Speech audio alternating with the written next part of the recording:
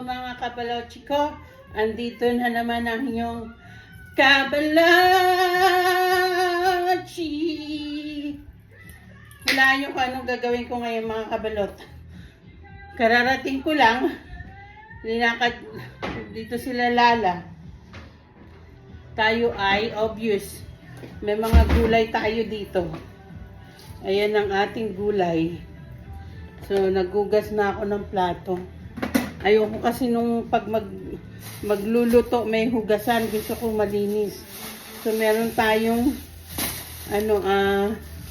sili. Tignan nyo yung rito, sili. Panigang. Ang laki, Ayan.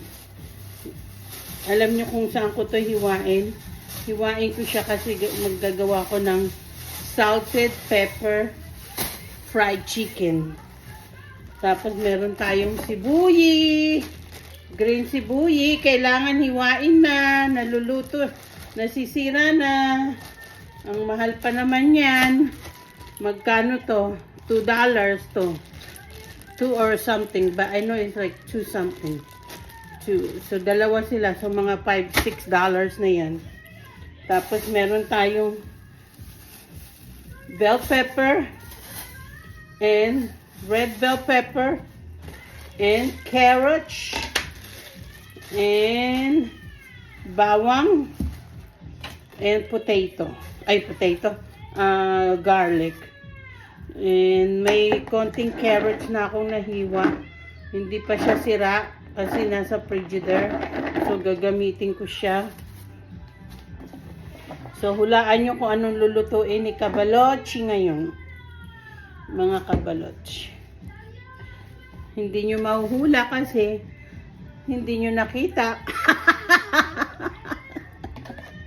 Okay, sabihin ko na sa inyo kung anong lulutuin ko. Maghihiwa tayo ng gulay para sa salted pepper chicken and gulay para sa pork mechado. Magmi-mechado tayo. So, ang kailangan natin ay bell pepper at saka patatas. Patatas pa pala. Kuha lang ako ng patatas. Kasi masarap yung pag may patatas. So, ito. 4 na patatas. Meron akong biniling patatas na doon. Pero na, tumutubo na. Lalagay ko na lang sa ko baka. Malay mo magkaroon tayo ng patatas next season. Lalagay lang natin sa Pero tumutubo sila sa malalamig. So, kukuha lang tayo ng kutsilyo. Ang ating favorite na kutsilyo. Ayan. So, ang unang yung mga sibuyas, bawang late ko na yan. Pero yung natin, uunahin natin muna ay carrots. Kasi, may carrots naman dito, kaya lang dadagdagan ko siya. So, dapat ang mechado ay pepper and potato. Lalagyan ko ng ng konting twist ay may carrots. Hiwain ko lang siya. Malay mo. Tayo minudo. Kasi paborito yun ng anak ko, minudo. Pero ang lulutuin ko ngayon ay mechado. Kaya nanonood ako ngayon ng Miss Universe. Naka top 3 pala ang Philippines. Ang nanalo ay ang Mexico. Deserve naman ng Mexico yun.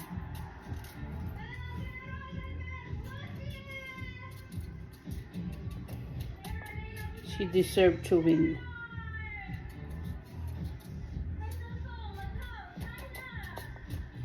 China. Ayan ang pinanonood ni Kabalot ngayon habang naghihiwa tayo ng gulay. Kaya So, ayan ang ating mga gulay ngayon mga Kabalot.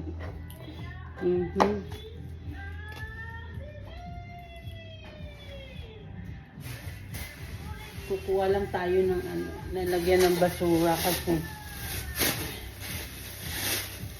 gusto ko meron akong sariling lalagyan nito eh. Hindi ko nilalagay doon sa basurahan ko kasi eto at least pag napuno na, tapon na agad siya. Ito ko lang siya isasabit. So, hihiwain lang muna natin ang carrot. Iniisip ko to kung pang minudo or mechado. Maghihiwa lang din ako kasi masarap yung ano yung kutsilyo pag matalas. Oh. Matalas talaga siya.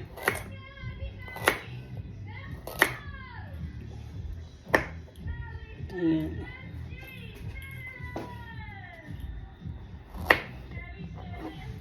So, ayan ang ating lulutuin ngayon.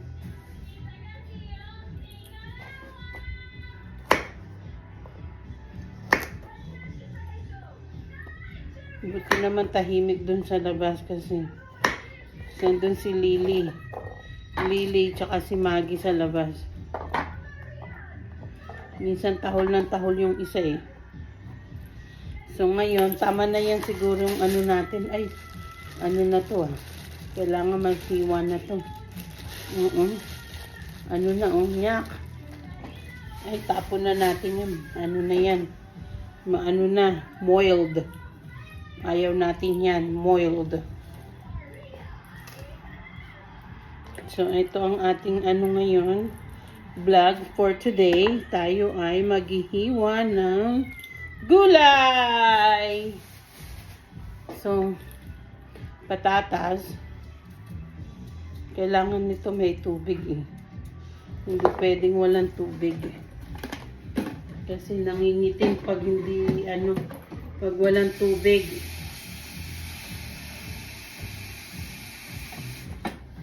Bababad natin sa tubig.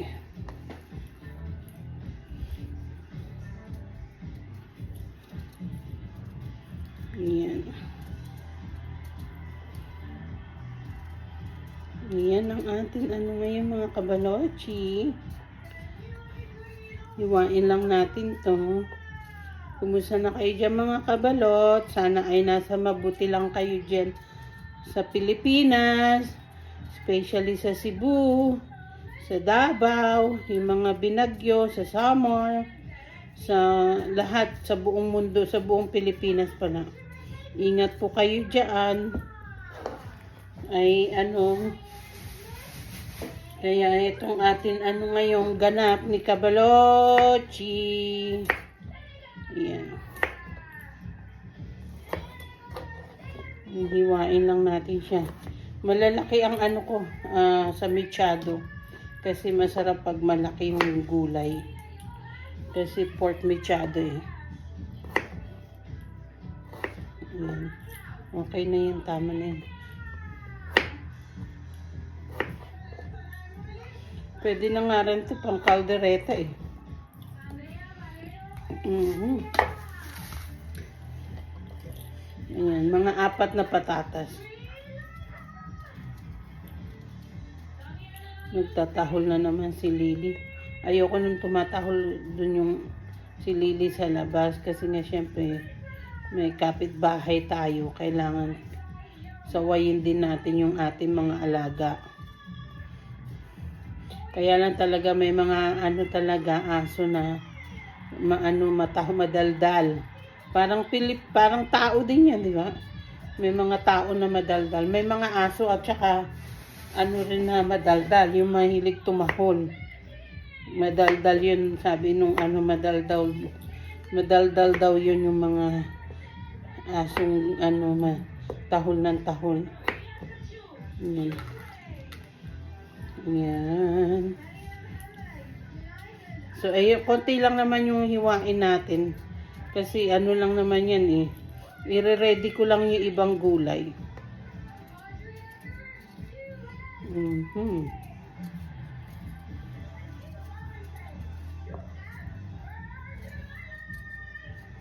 Virgin Island. Ano yung Philippines? Hindi ko pa nakita yung Miss Philippines. Dati nanonood ako niyan eh. Palagi, Miss Universe. Paborito kaya Miss Universe. Si ano ba to? Yung artista, yung anak ni Lotlot de Leon. Pwede mag Miss Universe yun eh. Si Jeanine ba yun? Yan, maganda yung bata na yun. Nakikita ko na bagay sa kanya sumali sa Miss Universe. Sana sumali siya kasi mukhang bagay sa kanya eh. Maganda yung mukha niya, halo mestiza and Filipino yung itsura. Ata yun. Halo na ata yun si Jeanine. Nanay niya Amerikana, Pilipina. Pero maganda yung bata na yun. Si anak ni Monching. Nakita ko naman pag sumali yung mananalo. Siyempre, kailangan yun ng training din. Pero maganda ang mukha yun. Ayun talaga ang magandang pwedeng sa Miss Universe natin. Pero depende naman yun sa kanya. Nasa kanya naman yun kung gusto niya. Pero sa akin lang opinion ko lang yun. May kanya-kanya tayong opinion eh. Ewan ko, ano sa tingin niyo mga kabalot? Diba? Maganda yung mukha yun eh. Pilipino, halo-halo na yung mukha niya eh. Spanish, kasi yung lola, diba?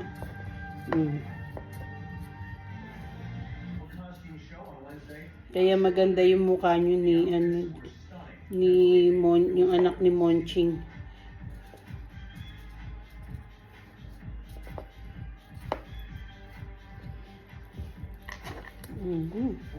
Mga kabalot, babay muna tayo. Mamaya naman ulit, pakita ko sa inyo kung paano ko lutuin ang aking mechado.